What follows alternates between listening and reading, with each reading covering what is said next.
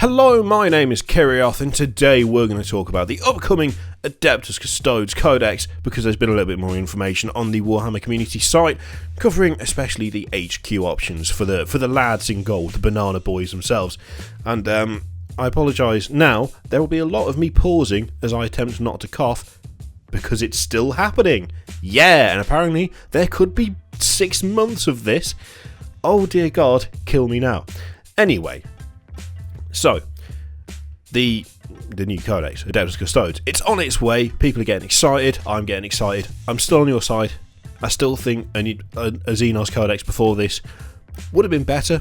I think Games Workshop have not read the room very well. They've not read the general atmosphere particularly well.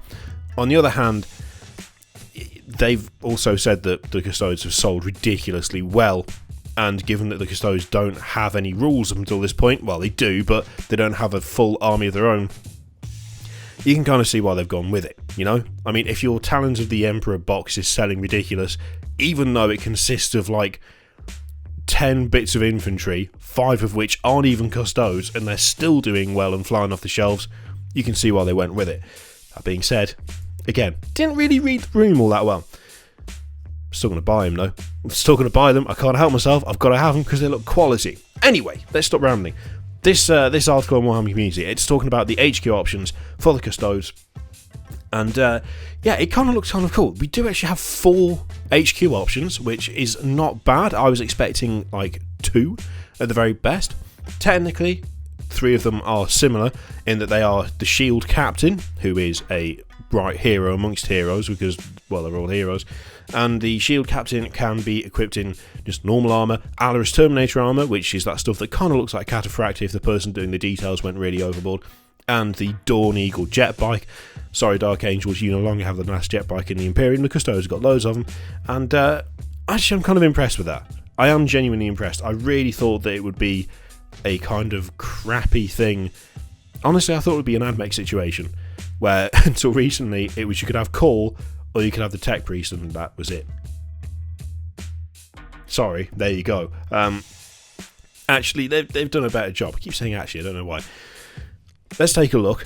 Oh, important thing, something that I really like, is that every new Adeptus Custodes kit has been designed so you can use it to build an HQ option, armed with the same war gear as his brethren, so you can actually just make shield captains and stuff. There has also been stuff about guys who can buff as well, so like lieutenant equivalents, and those can be made out of similar kits as well. At first I was like, okay, that sounds good, but surely that means that the squad size is going to be all jacked up, because if you can only take a 5-man squad or whatever, then you're going to end up having all these spare models and you're going to have to buy more boxes to make it up. No, squad size seems to be 3 to 5, so actually it's not that bad. It's not that bad. You can fit this stuff in here and there. It is definitely a way to try and shift more boxes, obviously, because if you want to make your own HQ, you're going to have to buy a box of stuff to make it. But then again, it's not like you won't be able to use the rest of the stuff in it. So I quite like that. As a solution, I quite like that. And whilst it is a little bit more expensive in one way, because you're obviously paying for more models, I have a much easier time justifying spending 35 quid, for instance, if I'm getting 3 models or 5 models, as opposed to spending, for instance, for the Primaris stuff, £25 or £22.50 for a single model. There's that kind of economy of scale thing going on. So yeah, I'm happy with that. Anyway, let's have a look at the Shield Captain stat line, because I'm rambling terribly, and it's quite good. It really is quite good. So the Shield Captain, movement, in fact, there we go. Movement 6 inches, weapon skill and ballistic skill are 2+, strength 5, toughness 5, wound 6, attacks 5, leadership of 9, and a 2+ save. Oh lord. Okay, that's pretty cool. That's pretty good. I do like that. It seems a tad excessive, but then again, it's a shield captain of the Custodes, so it's kind of supposed to be excessive. No clue what the points values are just yet. I'm assuming not cheap. I'm assuming the dude is not cheap. I'm guessing he's going to be fairly expensive, just as everything else will be because of what the army is. But I am quite happy with that. That's definitely a heroic stat line in my opinion. And there's also a nice little extra bit in here where they talk about a couple of the weapons. So the Guardian Spear, which is fairly standard for them. It's a big long spear with the bolter and the blade at the pointy end, basically. And a Castellan Axe, which I like the name of. They haven't gone full cheesy, they haven't got full ridiculous. It's actually a sensible name. I like this. Stick with it. No more blood axes of the blood reaping blood time, or wolf pelt of the wolf lord on wolf. Give us something nice and simple like Castellan Axe. I'll take that. Which trades its AP. Well, trades its AP for bonus strength, because you can never have enough strength, obviously. So that's the standard shield captain. The stat line presumably will not really change. It's just, well, it'll change a little bit depending on what he's on, but that is his basic stat line. Of course, you can stick him with some later on. You can stick him on a jet bike, or you don't take a shield captain. Instead, you could take this chap, who I believe is pronounced Trajan Valoris, but I could be totally wrong. I'm sure the Valoris is right, but the first bit, well, it's Trajann. That's got to be Trajan Valoris, right? It's got to be. And he is, as you would expect from a man with feathers that large, quite the animal. He's got a couple of cool things. So, again, decent stat line. And he also has his Watcher's Axe, which looks immense. An artifact that gives him 5 strength 10 AP minus 3 attacks on the charge, dealing D3 damage apiece. And this gets even deadlier when you take Valoris' legendary commander ability into account. Any friendly Adeptus Custodes within 6 inches of Valoris, including himself, reroll hit rolls and wound rolls of 1. Now, let that sink in for a moment. I mean, that's mental. That's ridiculous. So if you've got Weapon Skill 2+ and Blizzard Skill 2+, you just reroll everything that you miss. I mean, that's crazy. It's really good, obviously, but that's mad. The fact that he essentially gets the abilities of a lieutenant and a captain from Primaris, for instance, but just kind of piled into one.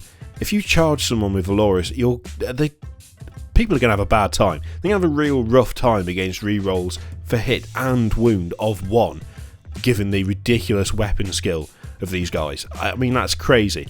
And that axe is a nightmare. I mean, 5 strength 10 AP minus 3 attacks, and it is on the charge, but deals D3 damage apiece. Good lord. He's going to be an absolute monster, but of course this will be offset by the fact that he will be expensive as hell. He will have to be expensive as hell, because he's not as much... I don't think he's anywhere near as much of a force multiplier as Guilliman, but that's still pretty solid. That's still...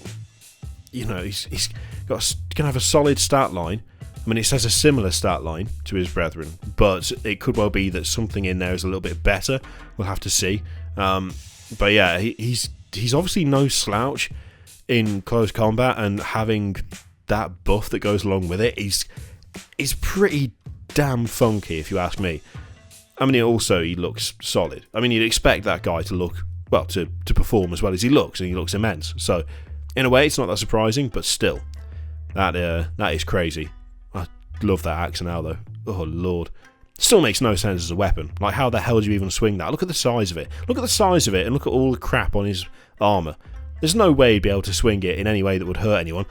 But who cares? It's rule of cool. It looks amazing, and that's the most important bit. He also gets an unusual relic of Dark Age technology.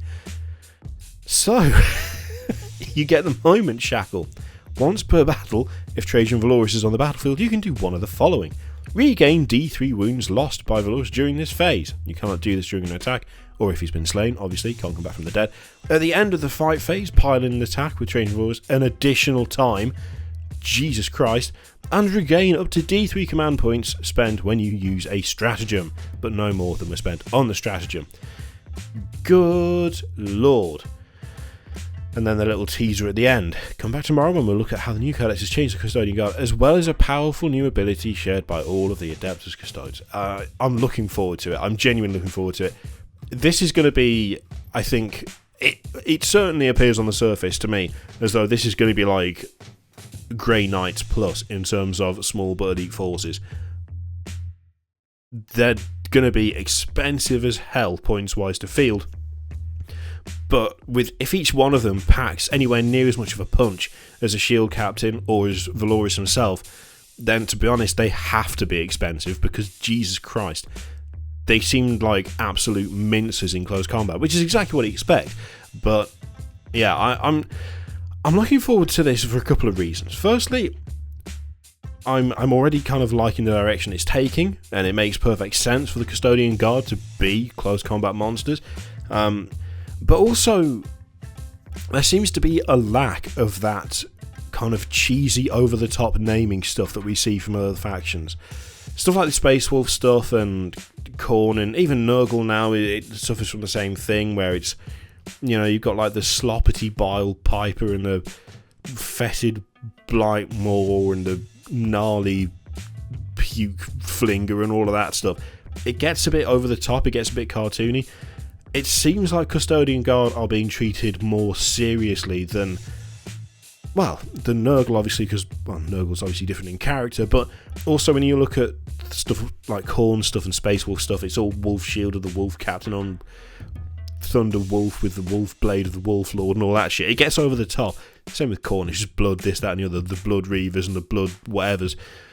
I kind of like the fact they seem to be taking a slightly more sensible direction, a slightly more serious direction again, because there's nothing in there that particularly strikes me as being over the top in terms of, you know, the golden blade of the Golden Guard banana or whatever.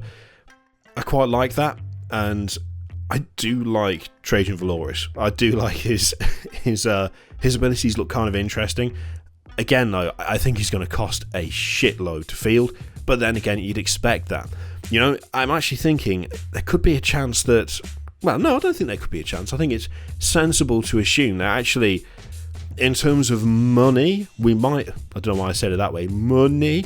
There's a chance that in terms of money, the Custodes could be a relatively cheap army to field. Even if you, like, you know, ignoring the Forge World stuff, if you get, you know, Games Workshop stuff only, the plastic stuff, then it could actually be that Custodes could be a relatively economical decision for a player who wants to start the game off with a decent points limit, but without having to spend too much. It'd be interesting to see just how much this stuff adds up to. I think there have been a couple of things for price that have shown up, so we'll take a look at those when we have a look at the next lot of information for them. But yeah, I'm cautiously optimistic. To be honest, I was going to get them anyway. And that's the thing. Even if I didn't like the look of the stats, I've still got them anyway, because at the very least, I'm looking to paint something a bit more flashy and a bit more kind of ornamental, and I'd like to have something that kind of, I guess, ostentatious, even if it's only for display purposes. But the fact that I'm quite liking the start line and stuff does help that. But yeah, this could be one of those armies that you don't need to invest a huge amount into to get a good number of games out of them. And you could very easily find yourself at a decent points limit just because of how expensive they're all going to be to field, which I quite like. You know, it's yet another option for people who don't have perhaps as big a budget. Like when you compare it to something like Imperial Guard or Tyranids or Orcs, it's a significant amount of money to field a large points force.